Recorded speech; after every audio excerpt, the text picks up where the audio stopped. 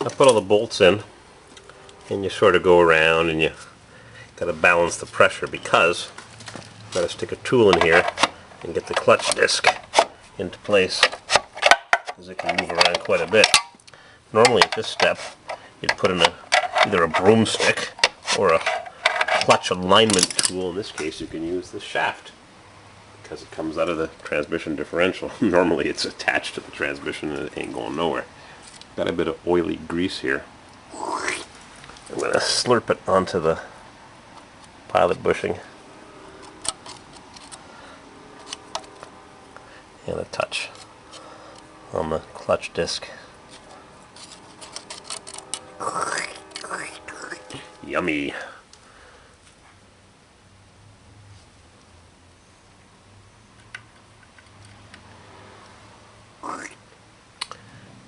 Then I'm going to take this shaft, which is going to be too long. I'm going to clean it a little bit. Boy, this carb cleaner stuff. What is this? Brake clean? Whoa! Cuts right through the grease. Don't need grease on the shaft. It'll get plenty once it's inside the diffie and the leak stops.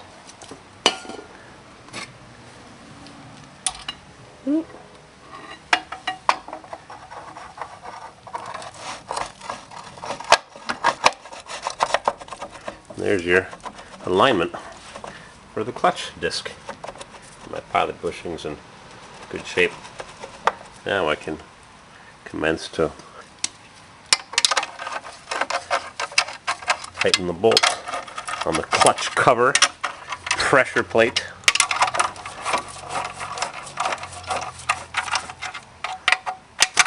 Whoa, does that brake cleaner smell? I'm sure it's affecting my brain cells.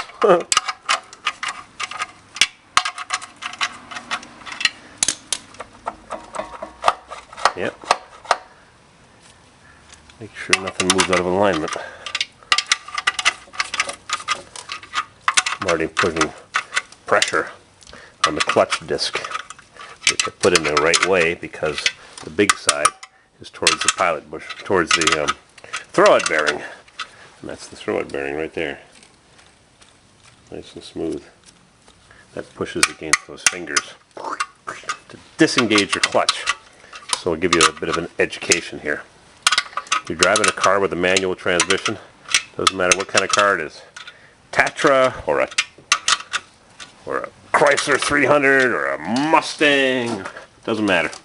They all do the same thing, except if you have a cone clutch in your 1908 Cadillac, like I saw at Stowe a couple years back. All clutches work the same way, like I said, except for the cone clutch, which works similarly but not identical. Throwout bearing, clutch fork. This is in a normally sitting position. Clutch in place, pressurizing the disc. That's the normal position. When you push on the clutch pedal, whether it's hydraulic or mechanical, it moves that rod, which pivots on that pivot ball right there, and Corvairs are different from early to late. Different pivot ball, different snout, different flywheel, different everything. Make sure you got all the right parts. When you push, it pivots on that pivot ball right there. There's a pivot ball right there. Pivot ball. And it pushes the throwout bearing against this, and that goes, and it pivots right there, I think, and it allows the clutch disc to release. So if you've got a noisy throwout bearing, the noise will go away generally when you push on the pedal, because it tightens up all the little rollers. Or maybe it'll get louder. Does it get louder or quieter? When you press on the clutch pedal, normally it's freewheeling. When you press on the pedal, I guess if the bearing's bad, if the rollers are bad, it'll make noise. And there's also the issue of the pilot bushing.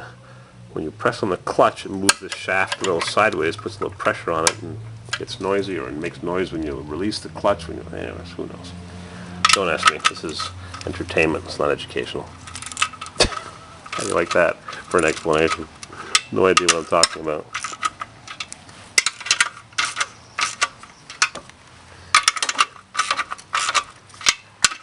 think the throw it bearing. See those clutch fingers moving?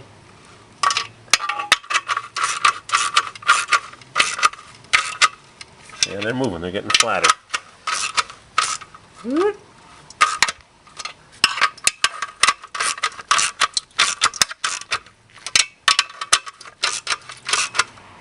Yep.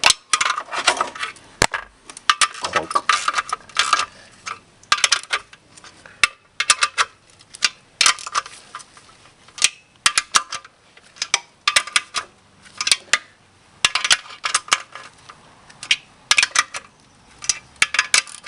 There.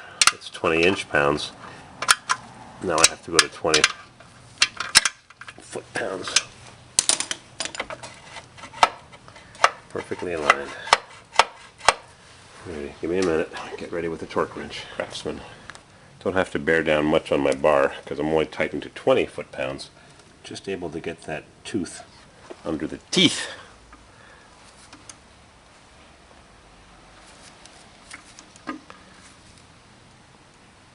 Listen carefully.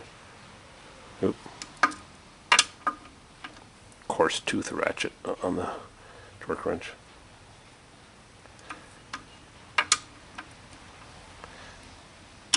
Click. Not much to it.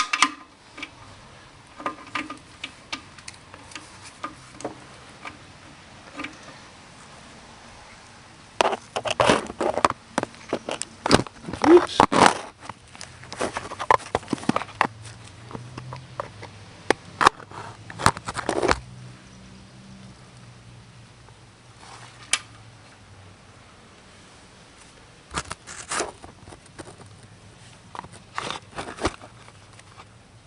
Yeah, got a little seal box holding that camera in place.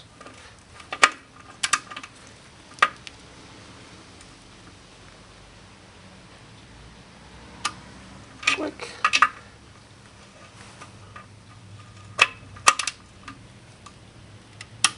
Click. We got lock washers under the bolts. Nice, fresh, sharp ones. Click. I'm going to go over it again, which means I'm going to be tightening a little bit more. Actually, didn't tighten at all. Better a little on the tight side than a little on the loose side. Yeah, doing it extra little snug. 22 foot-pounds. Just to be sure, I want these bolts coming loose. There's no access cover on a Corvair. I once did a Toyota clutch 20-something years ago. Boy, this Toyota Tercel was so rusty. It was only a few years old. The cross shaft was rusted where it went through. The cross shaft was rusted right through here. Anyways, thought about it overnight. Came back the next morning. I said, I don't think I tightened those pressure plate bolts. So I cut an access hole with a torch. Stuck a wrench in there and I was able to get to the bolts that were accessible. Yeah, I left them all loose, luckily. Otherwise, it would have been quite the rattle can when I started it up after the clutch was all installed. Alright, that's good. Should be some grease on the end of that. Yeah, a little bit of goopy. Next, I got to remove the old seal. See if I have the correct seal in my little box.